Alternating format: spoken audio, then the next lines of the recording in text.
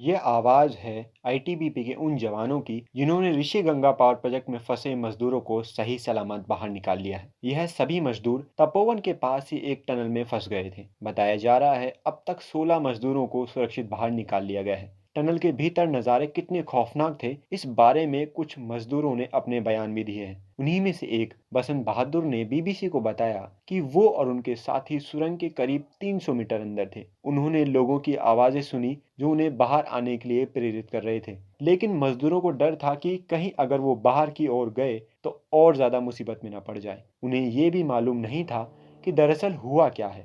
उन्हें लगा कि सिलेंडर वगैरह फटने की वजह से कोई ब्लास्ट हुआ है और अगर उन्होंने बाहर निकलने की कोशिश की तो हो सकता है कि उन्हें करंट लग जाए। बसंत बहादुर के साथ ही फंसे एक मजदूर ने भी अपने अनुभव साझा किए। सारे लोग वहीं साथ में थे। उस करीब 350 मीटर अंडरग्राउंड में हम लोग काम कर रहे थे। अचानक करीब 11 बजे फ्लड आया तो ज़ोर से एकदम पानी और कचड़े के टाइप में पूरा टनल के अंदर भरना शुरू हो गया। तो मैंने सारे अपने साथियों को बोला कि ये फ्लड आ चुका है और कहीं पे ग्लेशियर टूट गया है और आप लोग घबराओ मत, कोई बेचैनी मत करना, जो करेगा ईश्वर ठीक ही करेगा। तो हम किसी भी तरीके से इन लोगों को 5-10 मिनट के अंदर जो वाटर लेवल बढ़ता गया, फ्लड जो हमारे टनल के ऊपर करीब 2-2.5-3 मीटर लगभग पहुंच गया, हमारा लास्ट एरिया 1 मीटर का बचा था।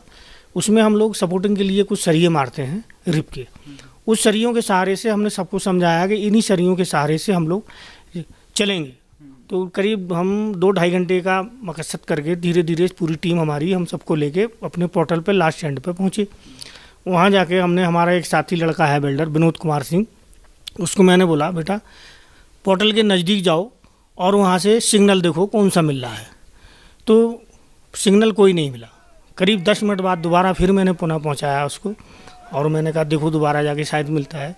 तो बीएसएनएल सिग्नल मिला। उस बीएसएनएल सिग्नल से हमने अपना नंबर प्रोजेक्ट डायरेक्टर का नंबर दिया, राकेश डिमरी साहब का। तो उन्होंने फ़ोन उठाया तो हमने बताया सर हमारी टीम 12 आदमी की टीम है और हम सब लोग सुरक्षित हैं और जितने जल्दी हो सकते हैं इस पोर्टल को खुलवाओ और हम लोग बाहर आएंगे। तो उन्होंने आईटीबीपी जवानों को सूचना की तो आधा घंटे के अंदर तुरंत हमारी टीम पहुंच गई रेस्क्यू के लिए और वहां से पोर्टल को तोड़ा गया और हम सबको सुरक्षित बुलाया। तो मैं सभी अपने आईटीबीपी जवानों को धन्यवाद देना चाहता हूँ। घटना के बाद मुख्यमंत्री त्रिवेंद्र सिंह रावत ने एक प्रेस कॉन्फ्रेंस रखी और लापता हुए लोगों से संबंधित कुछ आंकड़े जारी किए। ये ऋषि गंगा रेणी गांव के 2 पार्ट हैं। एक ऋषि गंगा के बाएं भाग में है, एक दाहिने भाग में है। एक सड़क पर, एक सड़क से ऊपर है। तो वहीं पर ये ऋषि गंगा पावर प्रोजेक्ट था जो 13 मेगावाट से थोड़ा अधिक था। अभी 2020 में ही ये कमीशन हुआ था और इसमें लगभग 35 लोग काम करते थे। वहां पर हमारे पुलिस के भी 4 जवान सुरक्षा में थे। 2 तो छुट्टी पर थे क्योंकि 2 की ड्यूटी लगती थी और 2 वहां पर थे। तो दोनों के दोनों मिसिंग हैं और 29-30 के करीब जो ऋषि गंगा प्रोजेक्ट में काम करते थे वो लोग मिसिंग हैं। उसी से लगभग 5 किलोमीटर डाउन स्ट्रीम में तपोवन में ये एनटीपीसी का निर्माणाधीन प्रोजेक्ट था और इसमें काफी संख्या में मजदूर काम कर रहे थे। जो मोटी मोटी जानकारी है कि 176 मजदूर ये अपनी ड्यूटी के लिए निकले थे और वहां पर 2 टनल हैं। एक टनल में 15 लोग, क्योंकि वो संपर्क में आ गए मोबाइल पर, तो 15 लोग थे और दूसरी टनल में अनुमान है कि 30-35 लोग संभावित हैं।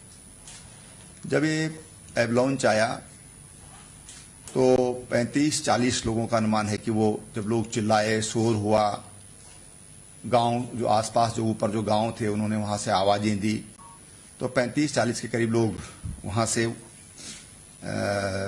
वापस आ गए। कुछ को रेस्क्यू कर लिया गया। एक हल्का घायल है, थोड़ा सदमा भी हो सकता है, लेकिन कोई खतरे वाली कोई बात नहीं है। और अभी तक 7 बॉडी रिकवर हुई हैं।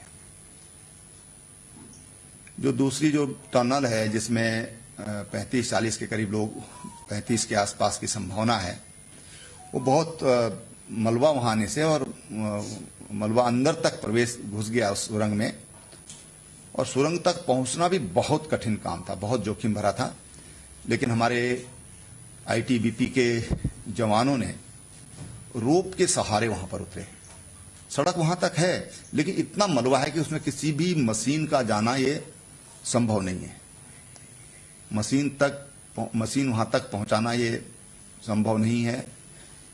35-40 फीट तक उसमें गाद भरा हुआ है, और इसलिए आईटीबीपी के जवान रोप के सहारे वहां नीचे उतरे और फिर उन्होंने किसी तरह से उस सुरंग को खोलने का प्रयास किया। वहां उन्होंने इंटर किया है, और अभी 1 घंटा पहले तक वो लगभग 150 मीटर अंदर तक पहुंच पाए। त्रासदी द्वारा मचाई गई तबाही सिर्फ लापता और मरे हुए लोगों तक ही सीमित नहीं है। बाढ़ दृश्यों को देखकर काफी लोग मानसिक रूप से इतने सहम गए हैं कि वे लोग बोलना ही भूल गए हैं। उन लोगों का इलाज कर रहे 6 सिग्मा हेल्थ केयर के सीईओ डॉक्टर प्रदीप भारद्वाज ने बताया कि हमारे पास आपदा को देख अवसाद में आए लोग लाए जा रहे हैं। हादसे के बाद 65 साल की एक बुजुर्ग महिला मानसिक संतुलन खो बैठी है। वो किसी को पहचान नहीं पा रही है, बस बदहवास होकर अजनबियों की तरह सबको देख रही है। बीते रविवार को उत्तराखंड में हुई त्रासदी एक बार फिर से इस सवाल को उठाती है कि आखिर कब तक हम अंधे बने रहेंगे। कोशिशें वैसे तो जारी है कि इसे प्राकृतिक आपदा कहकर पल्ला झाड़ लिया जाए, लेकिन सच तो यही है कि इससे पहले प्रकृति तांडव करती, उससे पहले हमने उसे ऐसा मंच सजा कर दिया जिससे देखकर उसके कदम तांडव करने पर मजबूर हो गए।